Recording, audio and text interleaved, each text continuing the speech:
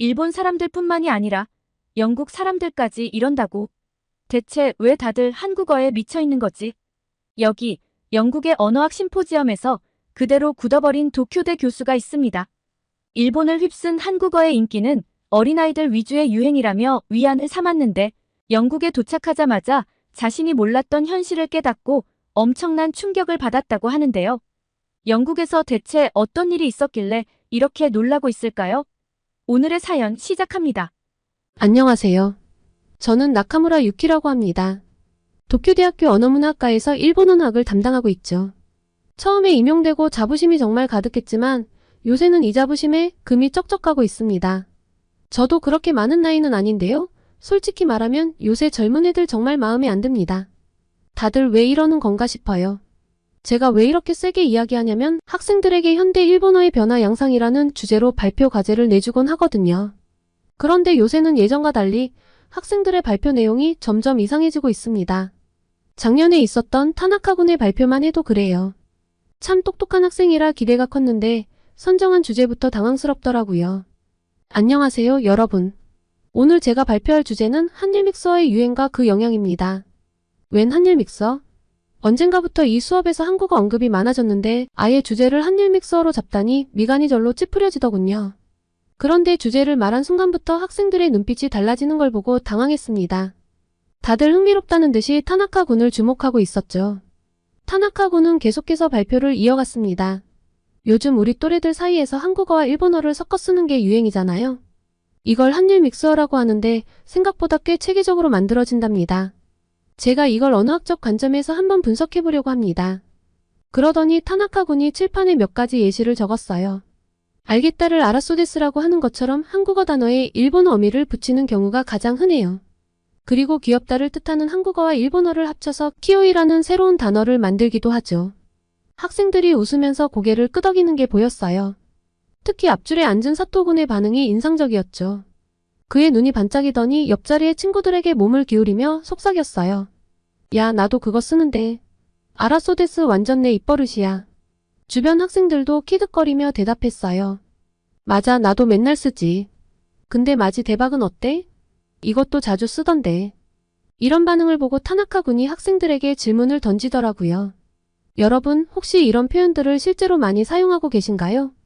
그 질문에 교실이 갑자기 활기를 띠었어요. 여기저기서 손이 올라가고 목소리가 들려왔죠. 야마모토 군이 먼저 대답했어요. 네, 선생님. 저는 요즘 오빠라고 불리는 게 좋더라고요. 한국 드라마에서 봤는데 뭔가 멋있잖아요. 그 말에 여학생들이 웃으며 동의했고 스즈키 양이 이어 말했어요. 저는 키오이를 자주 써요. 귀엽다는 뜻인데 일본어랑 한국어가 섞인 거라 더 재미있어요. 교실 뒤쪽에서 나카무라 군이 손을 들었어요. 선생님, 저는 친구들이랑 카톡할 때 한글로 이름을 쓰는데 그게 더 쿨해 보여서 좋아요. 미야자키 양도 거들었죠. 맞아요. 저도 인스타 계정 이름을 한글로 바꿨어요. 팔로워가 훨씬 많이 늘었다니까요. 이런 이야기들을 들으니 한일 믹서가 단순한 유행을 넘어 학생들의 일상에 깊숙이 파고들어 있다는 걸 실감했어요. 그들에게 이건 새로운 자기 표현 방식이자 또래 문화의 중요한 일부분이 된 것 같았죠. 친구들의 호응이 좋으니 타나카 군이 굉장히 신나 보였습니다. 계속해서 설명을 이어갔죠. 재미있는 건 문법 구조도 섞는다는 거예요. 최고인가요? 를 최고가요? 라고 하는 식이죠. 심지어 위험해라는 뜻의 일본어에 한국어 인대를 붙여서 야바인데? 라고 말하기도 해요. 그 순간 교실에서 웃음소리가 터져나왔어요. 학생들이 모두 공감하며 웃는 모습이었습니다. 그 교실에서 유일하게 저만 소외되어 있었어요. 타나카 군이 마지막으로 말했습니다. 이런 현상이 단순한 유행을 넘어서 우리 언어 생활에 큰 영향을 미치고 있어요. 심지어 초등학생들 사이에서는 한글로 이름을 쓴 명찰을 다는 게 유행이래요. 어쩌면 이런 한일 믹서가 나중에는 정식 언어로 인정받아 사전에 등재될 수도 있지 않을까요? 발표가 끝나자 교실은 술렁이기 시작했어요. 학생들은 서로 한일 믹서를 사용하며 대화를 나누기 시작했고 어떤 학생들은 자기가 한국 여행 다녀온 이야기를 하기 시작했죠. 저는 그 광경을 보면서 할 말을 잃었어요. 저는 이 한국어 유행이 정말 어린 10대 위주의 유행이라고 생각했거든요. 유행을 쫓아가려는 일부 10대요. 그런데 이렇게 젊은 층에게 보편적으로 퍼져 있다니 어떻게 받아들여야 할지 모르더군요. 이게 단순한 유행이 아니라 우리 언어의 정체성을 위협하는 것이라고 생각이 되었습니다. 결국 제가 입을 열었습니다. 여러분, 잠깐만요. 정말 이런 표현들을 일상적으로 쓰나요? 학생들이 일제히 고개를 끄덕였어요. 한 학생이 대답했습니다. 네, 교수님. 저희 친구들 사이에서는 이게 일상이에요. 가끔은 부모님들도 쓰시는데요. 한국 문화가 너무 멋있어서 자연스럽게 쓰게 돼요. 역시 한국의 것은 쿨하다 이런 인상을 주니까요. 쉬는 시간이 끝나고 다시 수업을 시작하면서 저는 학생들에게 물었어요. 여러분, 방금 전 타나카 군의 발표에 대해 어떻게 생각하나요? 한일 믹서가 우리 언어에 미치는 영향에 대해 각자의 의견을 들어보고 싶어요. 학생들은 적극적으로 자신의 생각을 말하기 시작했습니다. 대부분 긍정적인 반응이더군요. 우리가 영어를 쓰는 거나 한국어를 쓰는 거나 별 차이가 없다고 하는 거예요. 그럼 한국에 가본 적 있는 사람? 손 들어볼까요? 놀랍게도 반 이상의 학생들이 손을 들었어요. 한 학생이 신나서 말했습니다. 저는 작년에 한국 여행 다녀왔는데 정말 좋았어요. 거기서 배운 한국어랑 우리말을 섞었으니까 더 재미있더라고요. 다른 학생들도 너도 나도 한국 여행 이야기를 하기 시작했습니다. 아직 못 가본 학생들은 저도 꼭 가보고 싶어요. 라며 눈을 반짝였고요. 마지막으로 제가 물었습니다. 그럼 여러분, 우리 고유의 언어와 문화에 대해서는 어떻게 생각해요? 이렇게 외국 문화와 언어가 섞이는 게 좋다고 생각하나요? 잠시 침묵이 흐르더니 한 학생이 조심스럽게 대답했어요. 선생님, 저희가 한국어를 섞어 쓴다고 해서 우리 문화를 잊는 건 아니에요. 오히려 두 문화를 모두 이해하고 즐길 수 있어서 좋은 것 같아요. 다른 학생도 거들었습니다. 맞아요. 우리말도 소중하지만 다른 나라 말을 배우면서 우리 시야가 넓어지는 것 같아요. 이게 나쁜 건 아니라고 생각해요. 그 말을 듣고 저는 깊은 생각에 잠겼습니다. 학생들의 의견은 제가 생각했던 것과는 달랐어요. 그들에게 이 현상은 위협이 아니라 새로운 문화 경험이자 즐거움인 것 같았죠. 하지만 여전히 마음 한편으로는 우리의 정체성이 흐려지는 것 같아 불안했습니다. 그리고 이 불안감은 매년 매학기 수업을 할 때마다 점점 더 커지고 있었는데요. 다들 한국 혈통인가 싶을 정도로 한국에 우호적이어서 수업이 끝나고 연구실로 돌아오는 길에 머릿속이 복잡해졌어요. 학생들의 반응이 너무나 충격적이었거든요. 우리말과 문화에 대한 자부심은 어디로 간 걸까요? 한숨을 푹 내쉬고 교수 식당으로 갔는데 동료 교수님이 저를 보고 묻더군요. 유키 선생 얼굴이 안 좋아 보이네요. 무슨 일 있었어요? 저는 한숨을 쉬며 대답했죠. 사토 교수님, 오늘 학생들 발표를 들었는데 정말 놀랐어요. 요새 젊은 애들이 너도 나도 한일 믹서라는 걸 쓴대요. 우리말하고 한국어를 막 섞어서 쓰는 거예요. 사토 선생님은 오히려 흥미롭다는 표정을 지었어요. 아, 그거요? 요즘 젊은이들 사이에서 유행이라던데. 재미있지 않나요? 저는 믿을 수 없다는 듯이 그를 쳐다봤어요. 재미있다고요? 우리 언어가 오염되고 있는데 어떻게 그렇게 말씀하실 수 있죠? 그때 옆자리에 카츠로 교수가 끼어들었어요. 유키 선생, 너무 부정적으로만 보지 마세요. 이건 문화 교류의 한 형태일 뿐이에요. 오히려 우리 학생들의 국제적 감각을 키워주는 좋은 기회일 수도 있어요. 저는 고개를 저었어요. 하지만 우리의 정체성은요? 우리 고유의 문화와 언어는 어떻게 되는 거죠? 카츠로 교수는 미소를 지으며 말했어요. 유키 선생, 문화란 항상 변화하고 발전하는 거예요. 우리가 지금 쓰는 일본어도 과거의 그것과는 많이 다르잖아요. 이것도 그런 변화의 한 과정일 뿐이에요. 카츠로 교수님의 말에 수긍할 수 없었지만 더 이상 반박할 말이 떠오르지 않았어요. 그렇게 하루 종일 찝찝한 기분으로 지내고 집으로 돌아갔습니다. 집에 가보니 방학을 맞아 조카 마이코가 놀러와 있었어요. 고등학생인 마이코를 보자 문득 궁금증이 생겼죠. 마이코, 너도 혹시 한일 믹서 쓰니? 마이코는 눈을 동그랗게 뜨며 대답했어요. 이모도 안 해? 당연히 쓰지. 요즘 애들 다 그렇게 말해. 한국어 못하면 따돌림 당할 수도 있다고. 그 순간 마이코의 가방에 달린 명찰이 눈에 들어왔어요. 한글로 마이코라고 쓰여 있었죠. 마이코, 그 명찰 한글이구나. 마이코는 활짝 웃으며 말했어요. 응, 이거 요새 완전 대유행이야. 한글로 이름 쓰는 게 완전 인싸템이거든. 이모, 근데 나 얼마 전에 한국 갔다 온 거 알아? 진짜 대박이었어. 역시 한국은 최고야. 순간 현기증이 났어요. 제 조카가 한국을 이렇게 좋아하는 것도 당황스러웠고 인싸템이니 대박이니 하는 말들도 당황스러웠거든요. 마이코, 잠깐만. 그게 다 무슨 뜻이야? 마이코는 제 반응이 우스운 듯 키득거렸어요. 이모도 참, 인싸템은 잘 나가는 애들이 쓰는 아이템이라는 뜻이고 대박은 최고, 엄청 좋다는 뜻이야. 완전 기본 중에 기본인데 어느 학교 쓰면서 그것도 몰라? 저는 그 자리에 털썩 주저앉고 말았어요. 우리말이, 우리 문화가 이렇게 변해가고 있다니 정말 심각한 문제라고 느꼈습니다. 다음날 같은 과 교수님과 이야기를 하다가 이 문제를 제기했어요. 우리 학생들이 쓰는 언어가 심각하게 오염되고 있어요. 이대로 가다가는 우리의 정체성을 잃게 될 거예요. 뭔가 대책을 세워야 해요. 하지만 대부분의 교수들은 제 우려를 심각하게 받아들이지 않았어요. 오히려 이런 현상이 자연스러운 언어 발전의 과정이라며 긍정적으로 봐야 한다고 했죠. 이야기가 통하지 않아 서글픈 마음으로 연구실로 돌아왔습니다. 제가 너무 꽉 막히고 답답한 사람인 걸까요? 언어는 그 나라의 문화 정체성이라고 생각하는데 이렇게 일본의 근간이 흔들리는 건 너무나 심각한 일이 아닌가요? 하지만 주변 사람들은 아무도 제 걱정을 이해해주지 않았습니다. 결국 저는 다음 학기부터 직접 행동으로 옮기기로 했어요. 수업 내용을 크게 바꿨는데요. 우선 일본 고전 문학을 더 많이 다루고 우리 언어의 역사와 특징에 대해 깊이 있게 가르치는 것으로 계획을 세웠죠. 학생들이 우리말의 아름다움을 깨닫게 된다면 분명 변화가 있을 거라고 믿었거든요. 하지만 현실은 제 기대와 달랐어요. 제 강의의 수강 신청 인원은 역대 최악을 기록했습니다. 올해의 시작은 정말 끔찍했어요.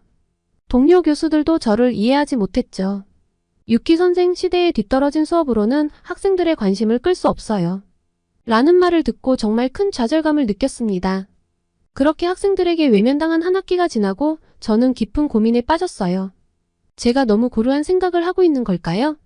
아니면 정말로 우리 문화 언어가 위험에 처한 걸까요? 이 질문에 대한 답을 찾기 위해 노력하던 중 도쿄대학교 교육학과에서 문부가 학성과 함께 현대 일본의 언어 교육 방향성 심포지엄에 참여하게 되었습니다. 제가 이 심포지엄의 주요 패널로 참가하게 되었는데 사실 마음이 무거웠어요. 과연 제 이야기를 주의 깊게 들어줄까? 하는 약간의 의문이 있었으니까요.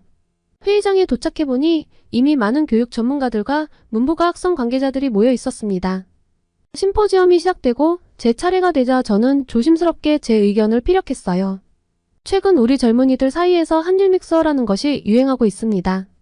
우리말과 한국어를 마구 섞어 쓰는 현상인데 이대로 가다간 우리의 언어와 문화가 위험해질 것 같아 우려됩니다. 전통 문화 언어 교육을 더욱 강화해야 한다고 생각합니다. 그러자 문부가 학성의 한 관계자가 말을 받았어요. 나카무라 교수님, 그 문제에 대해서는 저희도 인지하고 있습니다. 하지만 이건 단순한 문제가 아닙니다. 지난 20년간 한류의 영향으로 일본 문화 전반이 변화하고 있어요. 2003년 겨울연가로 시작된 한류가 이제는 제4차 시기에 접어들었고 특히 젊은 세대들은 SNS를 통해 한국의 최신 유행을 실시간으로 접하고 있죠.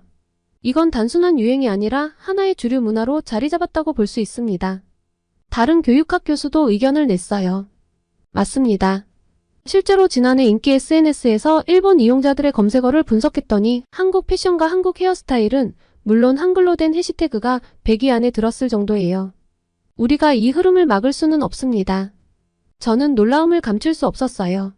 하지만 그렇다고 우리의 전통을 잃어버려도 되는 걸까요? 그러자 도쿄대의 한 동료 교수가 말했어요. 유키 선생, 전통을 잃는 게 아니라 새로운 문화와 조화를 이루는 거예요. 예를 들어 도쿄의 한인타운인 시노쿠보는 이제 관광명소가 되었어요. 코로나 이전 하루 10만 명이던 방문객이 지금은 80% 수준으로 회복되었고 한인 점포 수는 오히려 늘었답니다. 이건 우리 경제에도 도움이 되고 있어요. 문부가 학성의 다른 관계자도 의견을 보탰습니다. 우리가 할 일은 이 변화를 억누르는 게 아니라 올바른 방향으로 이끄는 거예요. 양국의 문화가 서로 존중받으며 조화롭게 공존할 수 있도록 하는 거죠. 너무 일본의 것에만 집착하면 세계의 흐름을 못 쫓아갈 수 있어요. 저는 점점 고립되는 기분이 들었어요. 모두가 이 변화를 긍정적으로 바라보는 것 같았거든요. 하지만 여전히 제 마음속 걱정은 사라지지 않았습니다. 그렇다면 우리는 어떻게 해야 할까요? 그냥 이대로 두면 되는 건가요? 제가 물었어요. 다른 대학의 언어학 교수가 대답했습니다. 나카무라 선생님, 우리가 할 일은 이 변화를 이해하고 활용하는 거예요. 예를 들어 한일 양국의 언어와 문화를 비교하고 연구하는 과정에서 우리 언어와 문화의 특징을 더 깊이 이해할 수 있을 거예요. 이런 접근이 오히려 우리의 정체성을 강화할 수 있답니다. 심포지엄이 끝나고 나왔을 때 제 마음은 복잡했어요. 제 주장이 시대착오적으로 여겨진 것 같아 속상했죠. 다들 저를 구닥다리 취급하는 것 같아 자존심이 상했어요. 집으로 돌아가는 길 좀 걷고 싶었습니다. 거리를 걸으며 주변을 둘러보니 곳곳에 한글로 된 간판들이 눈에 띄었어요. 한국 음식점, K-팝 굿즈샵, 심지어 한국어학원 광고까지 이런 광경을 보니 마음이 이상해졌어요. 내가 정말 이렇게 뒤처진 사람인가? 하는 생각에 더욱 우울해졌죠. 한숨을 쉬며 걸어가는데 갑자기 옆 가게에서 흘러나오는 음악이 귀에 들어왔어요. 한국 아이돌 노래였는데 어째서인지 그 경쾌한 리듬이 제 발걸음을 멈추게 했어요. 처음으로 그 음악을 편견 없이 들어보니 나쁘지 않다는 생각이 들었죠. 어쩌면 내가 너무 고집스럽게 생각했나 하는 의문이 들기 시작했어요. 하지만 여전히 우리의 정체성을 어떻게 지켜나갈 수 있을지에 대한 고민은 남아있었습니다. 다음날 아침 평소처럼 도쿄대로 출근했어요. 그런데 제 연구실에 도착하자마자 조교가 급하게 저를 찾더라고요. 나카무라 교수님, 영국에서 심포지엄 참석 여부를 회신해달라고 연락이 왔는데요. 국제언어 동향 심포지엄이라고 하네요. 저는 놀라서 초청장을 확인해봤습니다. 옥스퍼드 대학에서 주최하는 국제적인 언어학 심포지엄이었죠. 그리고 거기에 제가 초청된 거예요. 저는 망설임 없이 이 심포지엄에 참가하기로 결심했습니다. 어쩌면 이 기회를 통해 더 넓은 시각을 얻고 우리의 언어와 문화를 지키면서도 세계의 흐름에 발맞출 수 있는 방법을 찾을 수 있지 않을까 싶었거든요. 제가 너무 구닥다리인 건지 아니면 중요한 걸 일본 사람들이 놓치고 있는 건지 확인도 하고 싶었고요. 영국으로 떠날 준비를 하면서 제 마음 한편으로는 기대와 불안이 교차했습니다. 심포지엄 개최 장소인 옥스퍼드 대학에 도착했을 때는 기대감이 좀 더 커졌던 것 같네요. 옥스퍼드 대학의 웅장한 강당에 앉아 있었어요. 그리고 스미스 교수님의 발표가 시작되었습니다. 스미스 교수는 발표를 시작하며 말했습니다. 옥스퍼드 대학이 최근 한국어를 12번째 외국어로 채택했습니다. 이는 단순한 결정이 아닙니다. 한글의 과학성과 우수성 때문입니다. 저는 의아한 표정으로 고개를 들었습니다. 한글이 그렇게 대단한가? 스미스 교수는 계속해서 설명했습니다. 한글은 세계에서 가장 과학적이고 체계적인 문자 중 하나입니다. 자음의 모양이 발음기관을 본떠 만들어졌고 비슷한 소리는 비슷한 모양을 가지고 있죠. 이는 다른 언어에서 찾아보기 힘든 특징입니다. 영국의 저명한 교수가 한국어를 이렇게 높이 평가하다니 좀 질투가 났어요. 저도 그 정도는 알고 있었지만 일본어도 배우기 쉬운 과학적인 문자라고 생각하거든요. 더 놀라운 것은 스미스 교수가 말을 이어갔습니다. 한글의 학습 용이성입니다. 하버드 대학의 한 교수는 1시간만 주어진다면 한글을 읽는 방법을 가르칠 수 있다고 말했습니다. 실제로 영국의 초중고에서 한국어를 가르치는 학교가 급증하고 있어요. 2022년 45개에서 작년에는 68개로 늘었죠. 저는 깊은 생각에 빠졌습니다. 우리 일본에서는 한글 사용을 우려하는데 여기서는 오히려 장려하고 있다니. 대체 왜 이렇게 하는 거지? 스미스 교수는 계속해서 한글의 역사적 중요성에 대해 설명했습니다. 한글 덕분에 한국의 문맹률이 극적으로 감소했습니다. 광복 직후 78%였던 문맹률이 현재는 1% 이내로 떨어졌죠. 유네스코에서도 이를 크게 평가해 세종대 왕상을 제정했습니다. 그의 말에 청중들 사이에서 놀라움의 탄성이 흘러나왔습니다.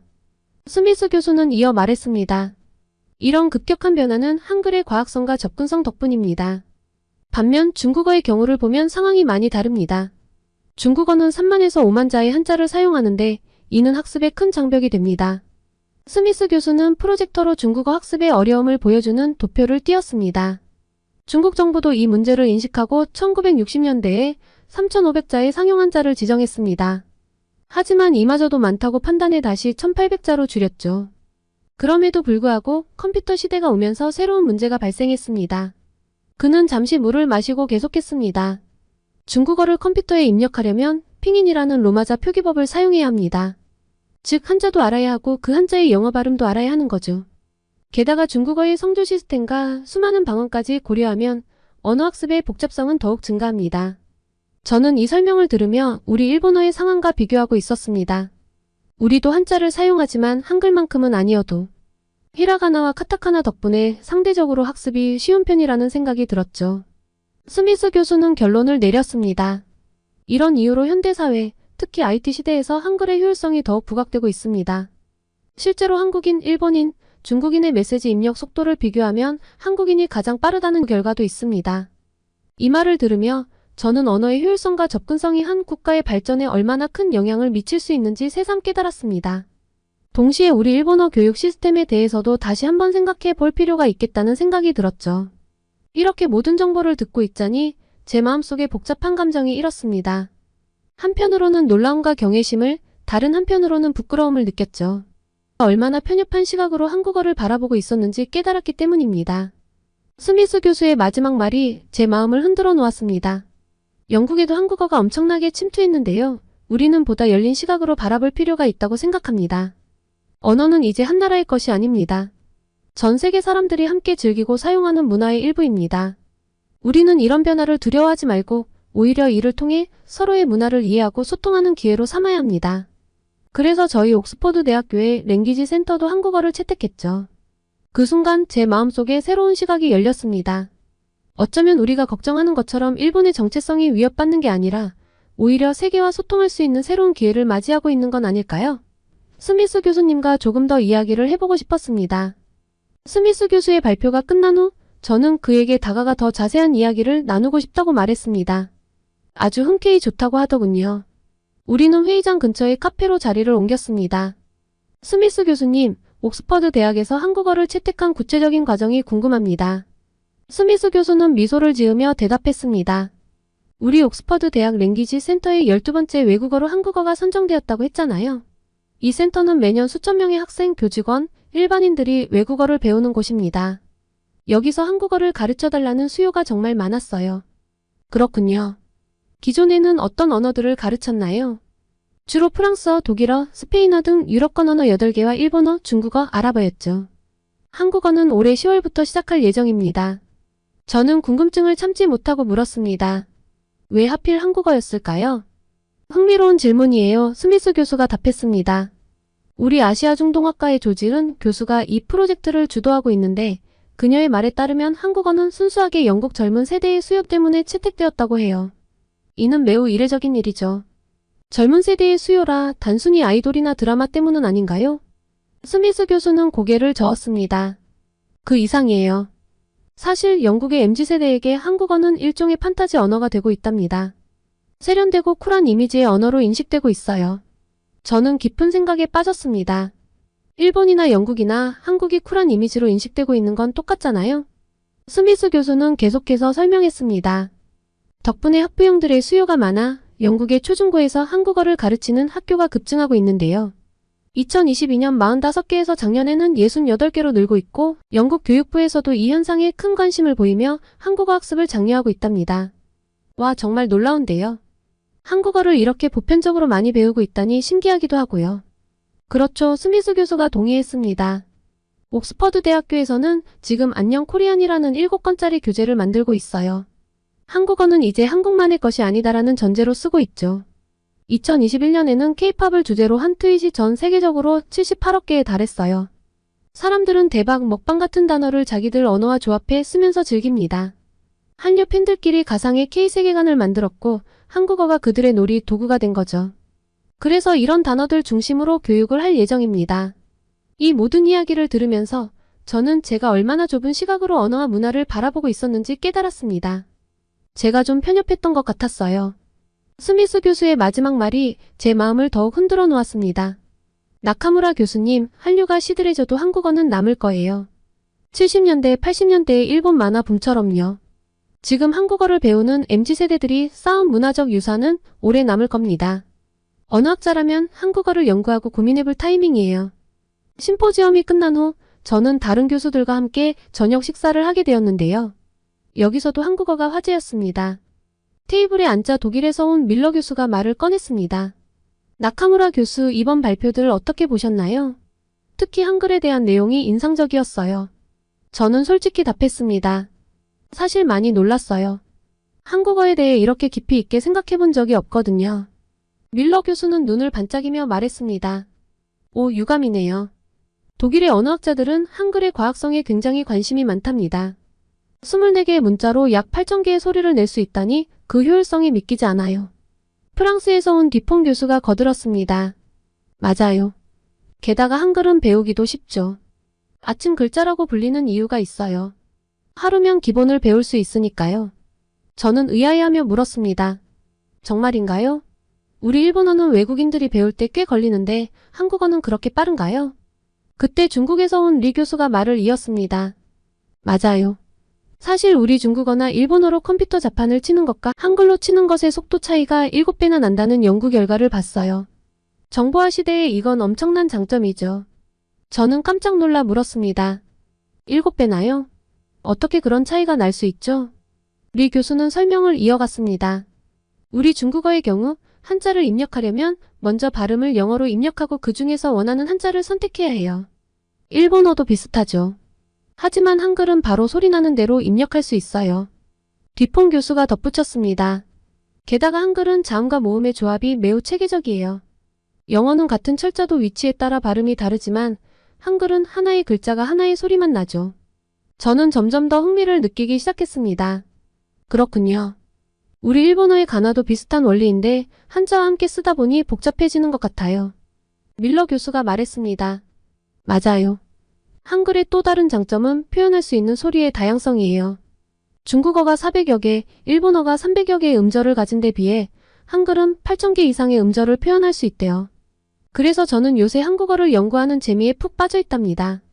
이 모든 이야기를 들으면서 제가 얼마나 좁은 시각으로 언어를 바라보고 있었는지 깨달았어요. 한글은 단순히 다른 나라의 문자가 아니라 정말 뛰어난 과학적 체계를 가진 언어였던 거예요. 옥스퍼드에서의 심포지엄이 끝나고 일본으로 돌아오는 비행기 안에서 저는 깊은 생각에 잠겼어요. 영국에서의 경험은 제 시각을 완전히 바꿔놓았거든요. 특히 한국어의 저력과 과학성, 그리고 그것이 어떻게 세계화되고 있는지를 직접 목격한 것은 정말 충격적이었습니다. 도쿄에 도착했을 때 저는 이미 머릿속으로 새로운 계획을 세우고 있었어요. 제 수업 방식을 혁신적으로 바꿔야겠다고 결심했거든요. 더 이상 단순히 전통적인 일본어만을 고집할 게 아니라 현대의 언어 트렌드를 수용하면서도 일본어의 가치를 재조명하는 새로운 교육 방식이 필요하다고 생각했습니다. 다음 날 출근하자마자 저는 학과장님을 찾아갔어요. 학과장님, 제가 새로운 강의를 개설하고 싶습니다. 현대 일본어와 글로벌 언어 트렌드라는 제목으로요. 학과장님은 의아한 표정을 지으셨어요. 유키 선생, 당신이 그런 제안을 하다니 놀랍네요. 어떤 내용인가요? 저는 설명을 이어갔습니다. 최근 우리나라 젊은이들 사이에서 유행하는 한일 믹스어를 포함해 현대 언어 트렌드를 분석하고 이해하는 수업이에요. 동시에 이를 통해 일본어의 고유한 가치와 특징을 재조명하고자 합니다.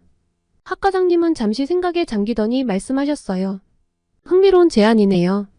하지만 이전에는 이런 변화에 반대하지 않았나요? 저는 고개를 끄덕였어요. 네, 맞습니다. 하지만 영국에서의 경험을 통해 제 생각이 바뀌었어요. 우리가 변화를 두려워하기보다는 이해하고 활용해야 한다는 걸 깨달았습니다. 다행히 학과장님께서 제 제안을 받아들이셨고 저는 곧바로 새로운 강의 준비에 착수했어요. 이제 올해 2학기에 제 강의가 첫 선을 보일 예정입니다. 이제 곧 다가올 수강 신청 기간이 저를 설레게 하면서도 동시에 불안하게 만들고 있어요. 새로운 수업 방식이 학생들에게 어떻게 받아들여질지, 과연 많은 학생들이 관심을 가질지 정말 궁금합니다. 그런데 잘 될 것 같아요. 우리 조교 친구와 이야기를 나눠봤는데 아주 긍정적인 이야기를 전하더라고요. 선생님, 이번 수업에 대해 학생들 사이에서 꽤 화제가 되고 있어요. SNS에서 이 수업에 대한 글을 몇 개 봤는데 반응이 꽤 있던데요. 그래? 어떤 반응들이었어? 제가 궁금해서 물었습니다. 다들 흥미롭다고 해요. 특히 한국어와 관련해서 깊게 파고드는 것들이 흥미롭다고 하더라고요. 한 번도 제 수업이 SNS에서 언급된 적이 없어 조금 당황스럽긴 했는데요. 조교의 말을 들으니 약간 기대가 되었어요. 최소한 학생들 사이에서 관심을 받고 있다는 것은 긍정적인 신호 아닐까요? 선생님, 제 생각에는 걱정하지 않으셔도 될 것 같아요. 조교가 덧붙였습니다. 요즘 학생들은 새로운 것에 대한 호기심이 많거든요. 이런 혁신적인 수업이 인기 있을 거예요. 조교의 말에 조금은 안심이 되었지만 여전히 수강 신청 결과가 궁금해요. 과연 몇 명의 학생이 이 수업을 선택할까요? 강의실이 가득 찰까요? 아니면 소수의 학생들만 관심을 가질까요? 수강 신청 시작일이 다가올수록 제 마음은 점점 더 초조해져 갑니다. 하지만 동시에 이 도전이 가져올 새로운 가능성에 대한 기대감도 커지고 있어요. 이 수업이 학생들에게 일본어와 세계 언어에 대한 새로운 시각을 제공할 수 있기를, 그리고 그들의 호기심과 열정을 자극할 수 있기를 진심으로 바랍니다. 수강 신청 결과가 어떻게 나오든 이 과정 자체가 우리 학과와 제 자신에게 중요한 학습의 기회가 될 거라고 믿어요. 학생들의 관심사와 요구를 더 잘 이해하고 그에 맞춰 우리의 교육 방식을 발전시킬 수 있을 테니까요. 이제 정말 얼마 남지 않았네요. 수강 신청이 시작되는 그 순간 제 심장은 아마도 쿵쾅거릴 것 같아요. 하지만 그 결과가 어떻든 이것이 새로운 시작이 될 거라는 걸 알고 있습니다. 일본어 교육의 새로운 장을 열 수 있기를 진심으로 희망해 봅니다. 한국어 연구도 꾸준히 해볼 생각인데요. 한국에서도 언어학 교류를 이어나갈 예정이라 한국에 조만간 방문할 것 같아요. 한국에 가게 되면 또 메일을 보내보겠습니다. 오늘은 한국어가 일본을 넘어 전 세계적으로 선호되고 있는 현상을 받아들이지 못하던 일본 여교수가 생각을 바꾸고 한국어의 과학성과 놀라움을 깨닫고 받아들이게 된 사연이었습니다. 오늘의 사연이 마음에 드셨다면 구독과 좋아요를 눌러주세요. 여러분의 구독과 좋아요는 계속해서 좋은 사연을 소개할 수 있는 힘이 됩니다. 이상 감동저장소였습니다.